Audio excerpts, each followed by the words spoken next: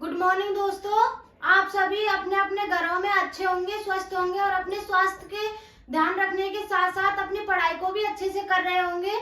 तो यह बहुत अच्छी बात है कि अपने आप पढ़ाई को अच्छे से कर रहे हो। तो मैं आपको बता दूं कि आपका सबसे पहले क्या कर्तव्य है कि आप ये याद रखें कि हमने अपनी पिछली क्लास में क्या पढ़ा था। मतलब आपको ये याद रहना चाहिए कि हमने अपनी पिछली क्लास में क्या पढ़ा था, क्योंकि उसके अनुसार ही हम आगे की क्लास में अपना भाग ले सकते हैं। तो देखिए, हम अब अगर पिछली क्लास की याद रखेंगे तभी हम आगे अच्छे से समझ पाएंगे, वरना नहीं समझ पाएंगे। तो मैं आपको बता दूं कि हमने पिछली क्लास में क्या पढ़ा था। तो मैंने बताया था कि माही नदी के बारे में, मैंने उसकी जो क्या है सहायक नदियां थी उसके बारे में बताया था, उस पर कितने बांध बनाए गए हैं उनके बारे में भी आपको उस पिछली वीडियो में बता दिया था। तो देखिए, इस वीडियो में हम किसके बारे में चर्चा करेंगे, बंगाल की खाड़ी के नदी तंत्र के बारे में। हमने क्या कंप्लीट कर लिया है, जो क्या नदी तंत्र था हमारा, राजस्थान के नदी तंत्र को कितने भागों में बांटा था, 3 भागों में। कौन कौन से थे? सबसे पहला था अरब सागर में गिरने वाली नदियां, दूसरा बंगाल की खाड़ी में गिरने वाली नदियां, तीसरा था हमारा अंतःप्रवाह नदी तंत्र। सबसे पहला नदी तंत्र को हमने पढ़ लिया था, जो क्या था, अरब सागर में गिरने वाली नदियां। और अरब सागर में गिरने वाली नदियां कितनी थी? 4, जिनमें से 2 किस में गिर रही थी, कच्छ के रण में, और 2 गिर रही थी खंबात की खाड़ी में। कच्छ के रण में कौन कौन सी नदियां गिर रही थी हमारी? तो कच्छ के रण में गिर रही थी लूनी और पश्चिम बनास नदी। इसके बाद खंबात की खाड़ी में कौन कौन सी नदियां गिर रही थी? तो साबरमती और एक थी हमारी माही नदी, जिनको हमने आज इस वीडियो कल वाली वीडियो में कंप्लीट कर लिया है। अब हम इसमें हमारा नया टॉपिक स्टार्ट करेंगे, जो क्या होगा, बंगाल की खाड़ी का नदी तंत्र। तो देखिए, हम आइए स्टार्ट करते हैं कि बंगाल की खाड़ी का नदी तंत्र में कितनी हमारी नदियां गिर रही हैं। बंगाल की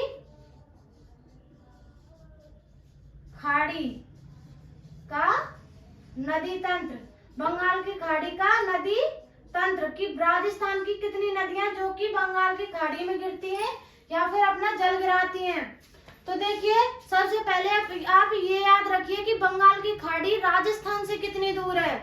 बंगाल की खाड़ी राजस्थान से कितनी दूरी पर स्थित है? तो 2900 किलोमीटर की दूरी पर हमारे राजस्थान से बंगाल दूर स्थित है। तो लिखिए, पहला पॉइंट लिखिए आप, राजस्थान से बंगाल की खाड़ी, बंगाल की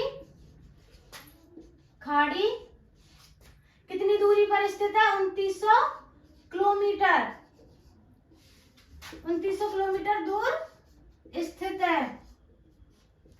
अब आप ये याद रखिए कि जो हमारे राजस्थान की कितनी नदियां हैं जो बंगाल की खाड़ी में जाती हैं या फिर अपना जल गिराती हैं। राजस्थान की 3 नदियां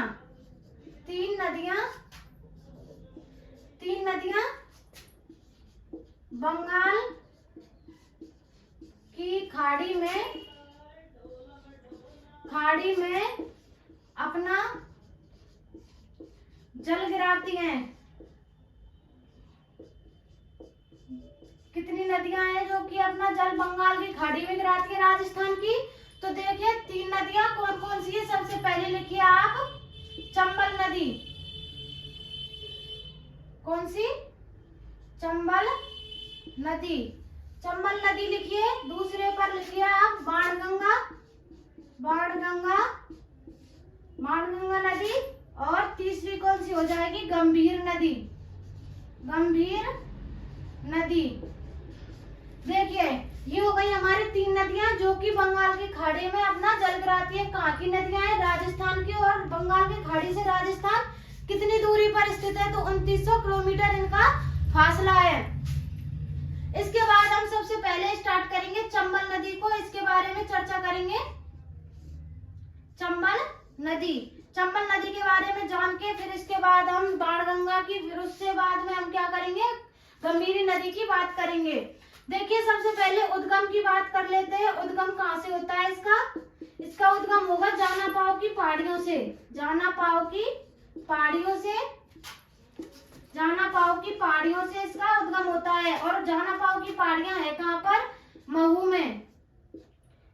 में। और महू कहाँ पर है? महू है हमारा एमपी में, जो क्या है मध्य प्रदेश। एमपी में जाना पाओ की पहाड़ियां है। जाना पाओ कहाँ है? ये पहाड़ियां कहाँ पर है? महू में। और महू कहाँ पर है? एमपी में, जहां से किस नदी का उद्गम होता है? चंबल नदी का। इसके बाद अंत की बात करें,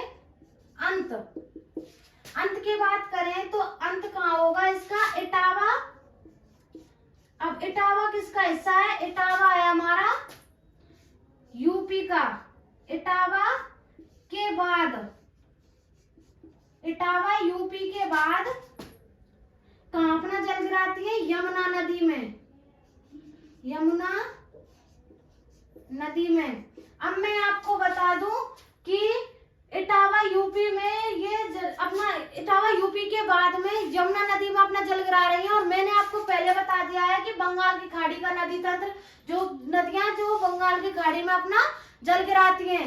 इससे क्या मतलब है कि अब आप देखोगे कि मैंने बताया कि बंगाल की खाड़ी का नदी तंत्र के बारे में बात कर रहे हैं कि जो कि हमारी नदियां हैं बंगाल की खाड़ी में अपना जल गिराएंगी। लेकिन हमने चंबल नदी को क्या बताया है कि इटावा, जहाँ के इटावा के बाद यमुना नदी में अपना जल गिरा रही है चंबल नदी।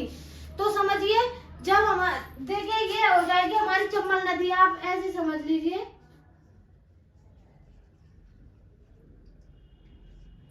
ये हमारे राजस्थान का दक्षिणी भाग हो जाएगा।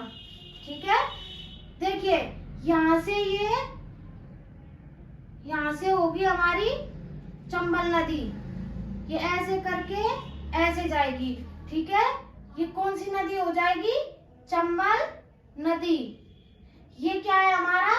एमपी, जहाँ है जाना पाओ की पहाड़ियां, ये हो जाएगा गुजरात। ठीक है, ये गुजरात, ये एमपी। और यहाँ से एमपी से क्या हो रही है? ये एमपी से इस नदी का उद्गम हो रहा है। ठीक है, इस नदी का उद्गम कहाँ से हो रहा है? एमपी से, फिर राजस्थान में होकर और कहाँ पर अंत कर रही है? यूपी में। अब यहाँ से एक नदी आती है यमुना नदी।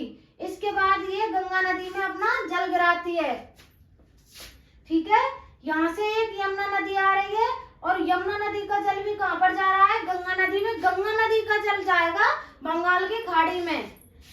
ये चंबल नदी, या फिर ये बोलो कि राजस्थान की जितनी भी नदियां हैं जो कि बंगाल की खाड़ी के नदी तंत्र में आती हैं,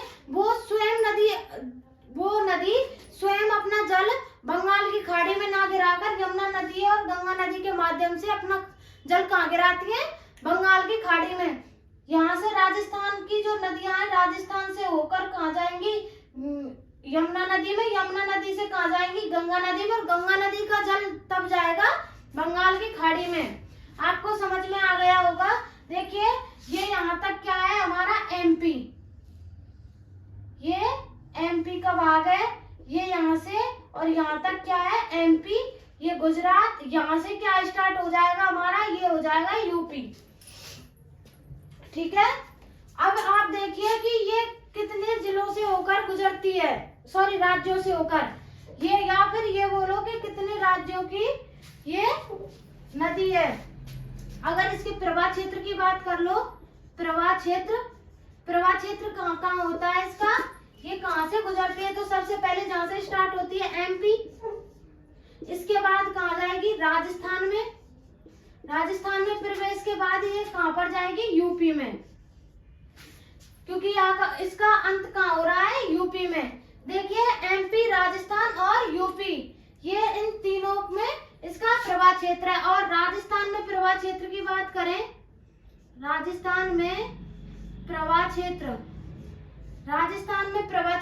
कितना है इसका? राजस्थान में कहाँ पर है? तो देखिए चित्तौड़गढ़, सबसे पहले कहाँ आएगा? चित्तौड़गढ़, कोटा, बूंदी, सवाई माधोपुर, करौली और धौलपुर। ये इसमें राजस्थान में इसका प्रवाह क्षेत्र हो जाएगा। अब इसकी कुल लंबाई की बात करें, कुल लंबाई का आपको पता है, कुल लंबाई कितनी है? 1051 किलोमीटर। 1051 किलोमीटर इसकी कुल लंबाई है। और इसकी अगर लंबाई, राजस्थान में कुल लंबाई की बात करें, राजस्थान में लंबाई, राजस्थान में कितनी लंबाई है इसकी? 322 किलोमीटर। अगर राजस्थान की बात करें, ये यहाँ से स्टार्ट हो रही है, यहाँ से, और जहाँ इसका अंत हो रहा है यहाँ पर करौली और धौलपुर में, यहाँ तक इसकी लंबाई कितनी हो जाएगी? इसकी हो जाएगी 322 किलोमीटर। ये देखिए, चंबल नदी की कुछ विशेषताओं के बारे में जानेंगे। आप यहाँ तक देखिए, इसके बाद आगे चलते हैं।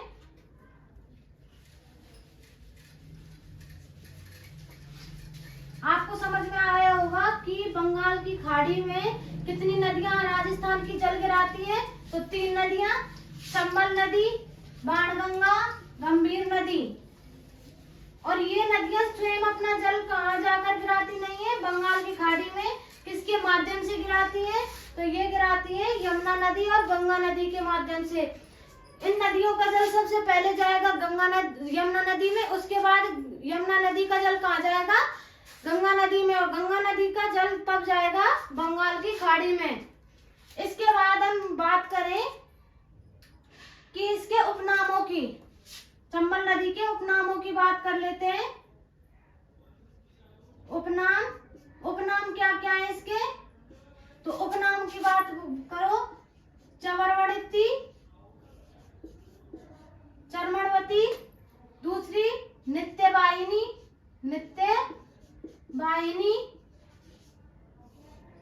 तीसरा है इसका नाम बारामासी,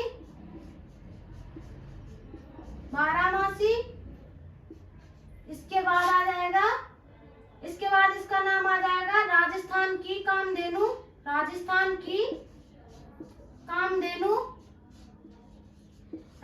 की क्या कहा जाता है इस नदी को? कामधेनु। और डाकुओं की शरण स्थली,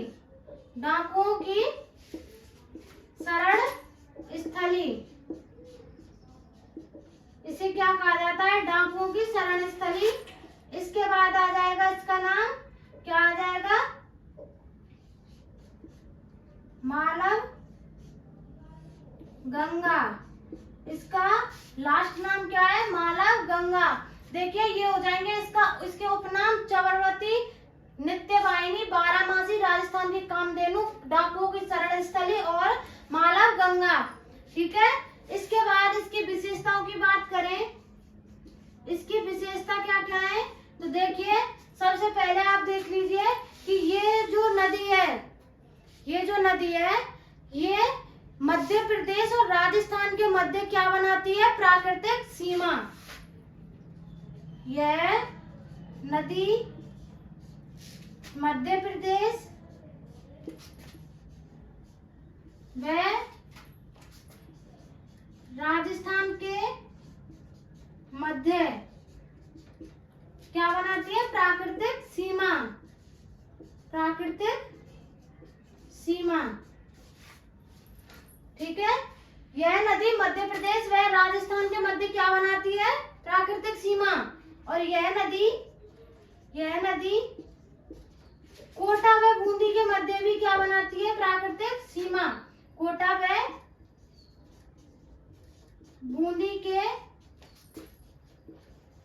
मध्य प्राकृतिक सीमा बनाती है।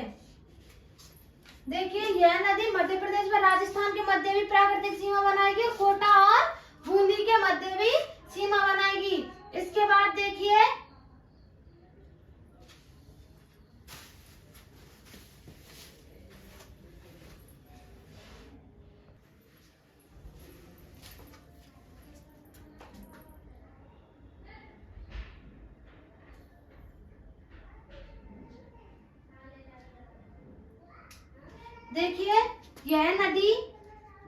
यह नदी राजस्थान की सबसे लंबी नदी है, राजस्थान की सबसे लंबी नदी कौन सी है? तो चंबल नदी। इसके बाद यह नदी राजस्थान का सबसे लंबा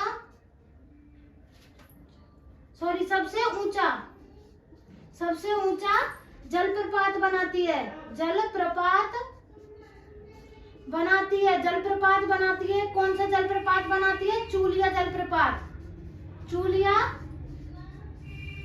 जलप्रपात। यह नदी कौन सा जलप्रपात बनाती है? चूलिया जलप्रपात, जो कि राजस्थान का कैसा जलप्रपात है? सबसे ऊंचा जलप्रपात है। यहाँ तक देखिए। इसके बाद हम और इसकी विशेषताओं की बात करेंगे।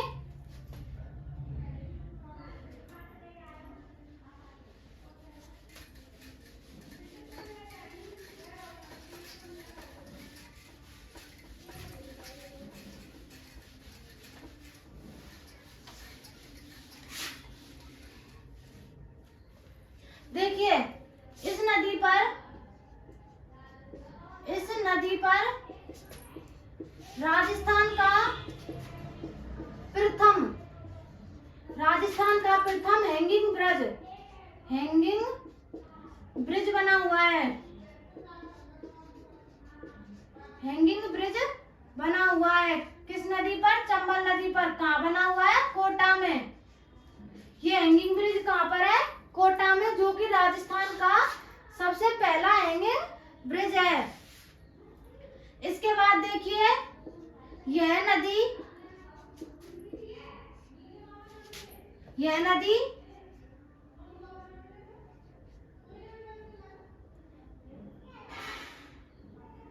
ऐसे लिखिए। इस नदी का प्रवाह क्षेत्र, प्रवाह क्षेत्र कैसा लगता है? वृक्षाकार। कैसा लगता है? वृक्षाकार। वृक्षाकार क्यों लगता है? क्योंकि इसकी अनेक सहायक नदियां हैं। इसकी बहुत सारी सहायक नदियां हैं। जैसे अगर हम एक नदी को ऐसे निकाल दें और उसकी सहायक नदियां ऐसे निकाल दें तो कैसा लगेगा? ये एक वृक्ष के समान लगेगा। इसलिए ये कैसी नदी है? एक वृक्षाकार नदी। इसके बाद देखिए, इस नदी पर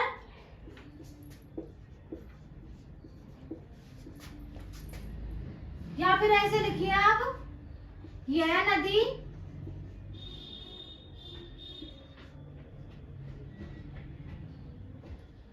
त्रिवेणी संगम बनाती है। त्रिवेणी संगम बनाती है। त्रिवेणी संगम बनाती है। कौन कौन सी नदियां हैं त्रिवेणी संगम में? बनास नदी। इसके बाद आ जाएगी हमारी ये स्वयं चंबल नदी और सीप। कौन सी? सीप नदी। सीप, बनास और चंबल नदी। बनास को आप वो वाली बनास मत समझना जो कि कच्छ के रण में अपना जल गिराती है। ये वो जो कच्छ के रण में अपना जल गिराती है वो नदी है पश्चिम बनास नदी। और ये सिर्फ बनास नदी है जो कि हमारे त्रिवेणी संगम में आ रही है। और त्रिवेणी संगम कहाँ पर है? ये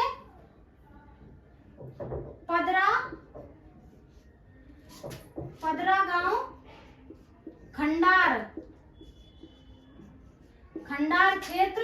और खंडार क्षेत्र कहाँ पर है? सवाई माधोपुर में खंडार क्षेत्र है। वहां पर क्या है? त्रिवेणी संगम। कौन सी नदी बनाती है? चंबल नदी। ठीक है, ये हो गई इसकी विशेषताओं के बारे में।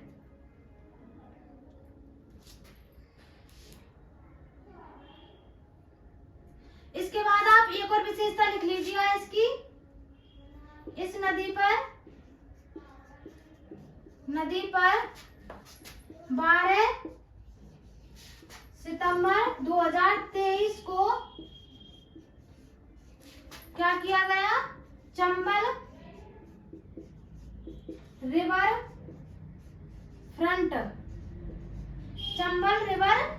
फ्रंट का आयोजन किया गया या फिर उद्घाटन किया गया।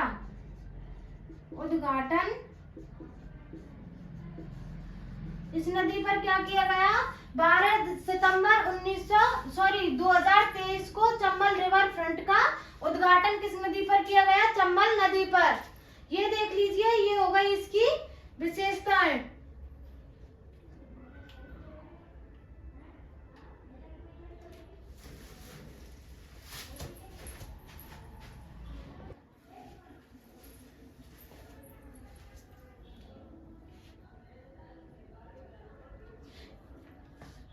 अब इसके बाद देखिए, इस पर ये हो गई इसकी विशेषताएं। इस पर एक परियोजना लागू की गई, चंबल परियोजना।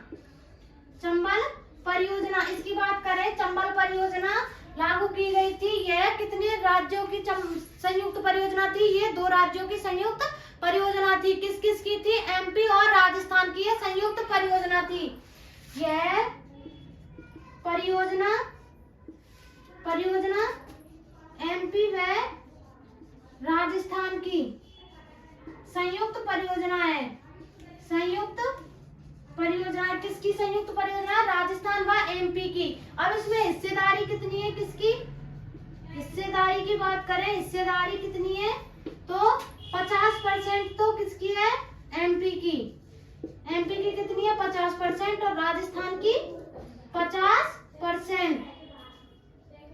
50% राजस्थान की और 50% एमपी की। इस परियोजना के तहत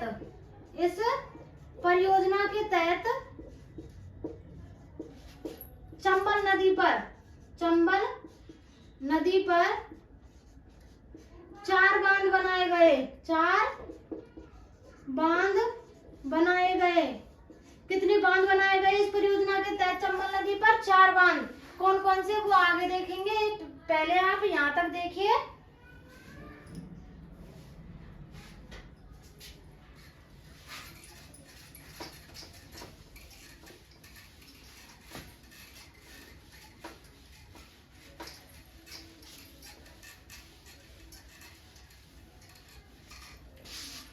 देखिए, मैंने बताया कि कितने बांध बनाए गए हैं इस परियोजना के तहत। चंबल नदी पर 4 बांध। तो कौन कौन से? पहला देखिए आप, गांधी सागर बांध।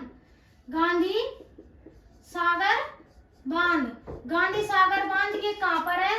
आप सबसे पहले समझ लीजिए, ये है मंदसौर में। मंदसौर, और मंदसौर कहाँ पर है? एमपी में। मंदसौर एमपी में क्या है? गांधी सागर बांध, जो कि इस चंबल परियोजना के तहत चंबल नदी पर बनाया गया है। अब यह जो बांध है, यह बांध राजस्थान का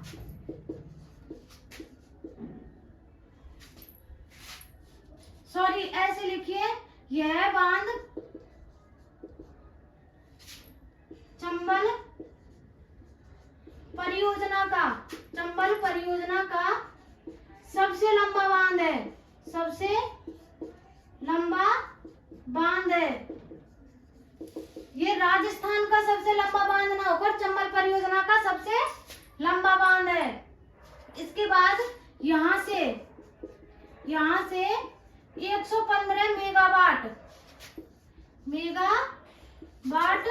विद्युत का उत्पादन होता है। विद्युत का उत्पादन किया जाता है।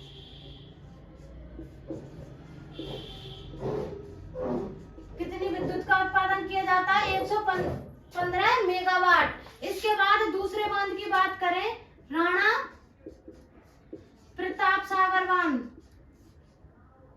राणा प्रताप सागर बांध कहाँ पर है? तो रावत भाटा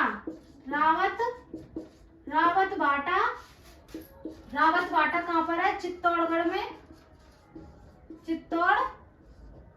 रावत भाटा चित्तौड़गढ़ में क्या है? राणा प्रताप सागर बांध। और यहाँ से कितनी विद्युत का उत्पादन होता है? यहाँ से 117 मेगावाट विद्युत का उत्पादन होता है। विद्युत का उत्पादन होता है। यह बांध राजस्थान का सर्वाधिक भराव क्षमता वाला बांध है। भराव क्षमता वाला बांध है। यह बांध कैसा बांध है? सर्वाधिक भराव क्षमता वाला। सर्वाधिक भराव क्षमता वाला आप समझ गए होंगे इस शब्द से ही। सर्वाधिक भराव क्षमता मतलब कि इसमें अधिक क्षमता है पानी अधिक भरने की। तो देखिए इसके बाद यह बांध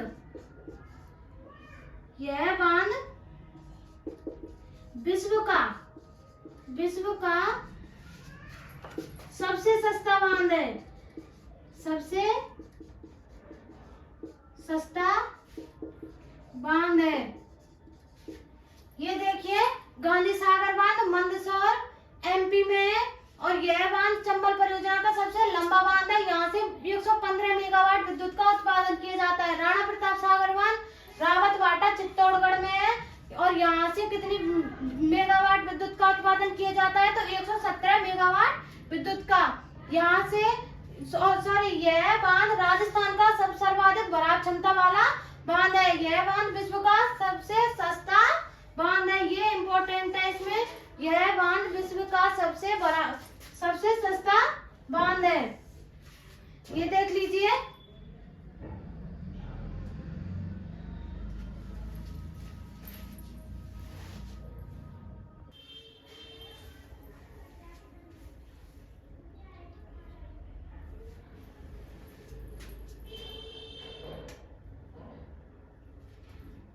इसके बाद देखिए चंबल परियोजना में सर्वाधिक जल विद्युत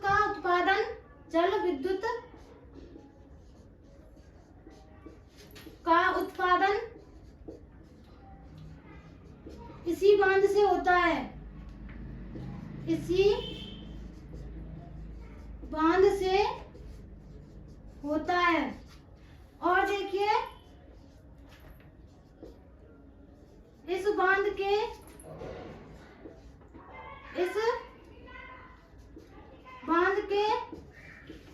पास पहाड़ियों पर जंगली गाय व जंगली बकरी देखने को मिलती है। जंगली बकरी देखने को मिलती है। जंगली गाय और जंगली बकरी इस बांध के पास पहाड़ियों पर देखने को मिलती है। ये देखिए इसके बाद हम आगे चलते हैं। देखिए ये दो बांध हो गए, थोड़ा बहुत और बचा है इसमें, उसको देख लेंगे।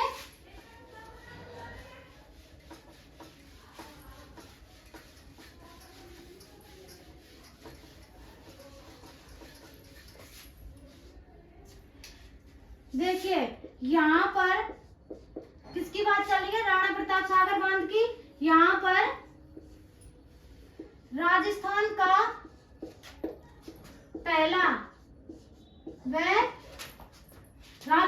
पहला व भारत का दूसरा परमाणु ऊर्जा संयंत्र है। ऊर्जा संयंत्र है।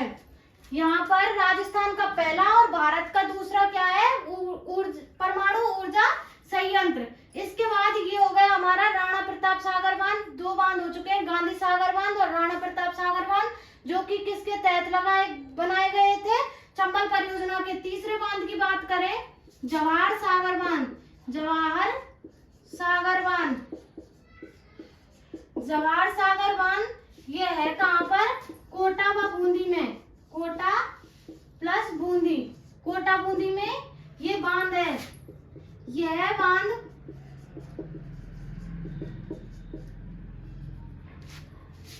बांध चंबल परियोजना के तीसरे चरण में बनाया गया था। तीसरे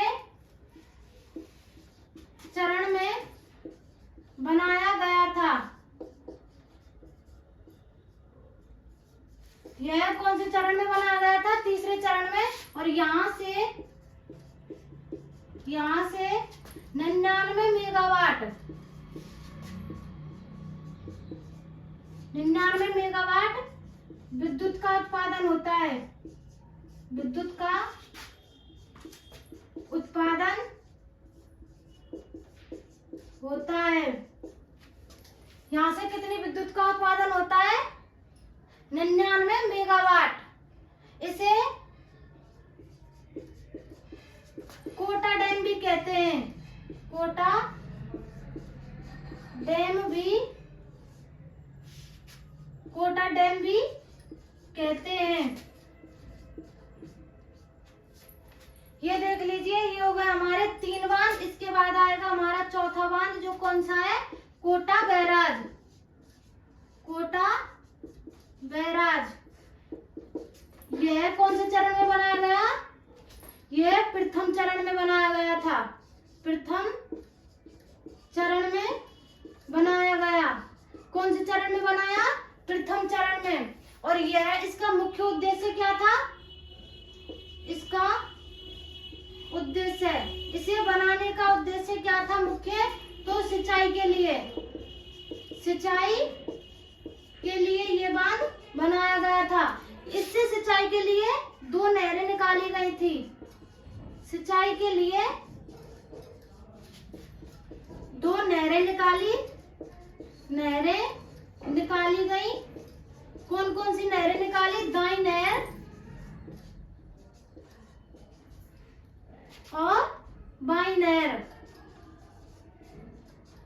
दाई नहर और बाई नहर।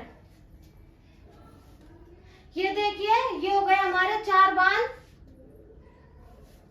गांधी सागर बांध, राणा प्रताप सागर बांध, जवाहर सागर, कोटा बैराज।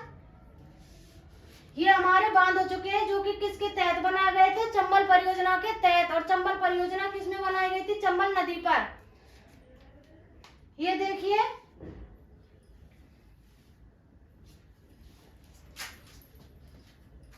तो दोस्तों अब मिलते हैं हम अपनी अगली वीडियो के साथ, अपनी अगली क्लास में। तो अभी तक के लिए धन्यवाद। और हमारी वीडियो को ज्यादा से ज्यादा लाइक करें, शेयर करें, सब्सक्राइब करें, जिससे कि आपको हमारी वीडियो जल्दी से आसानी से मिल सके। तो अभी तक के लिए धन्यवाद।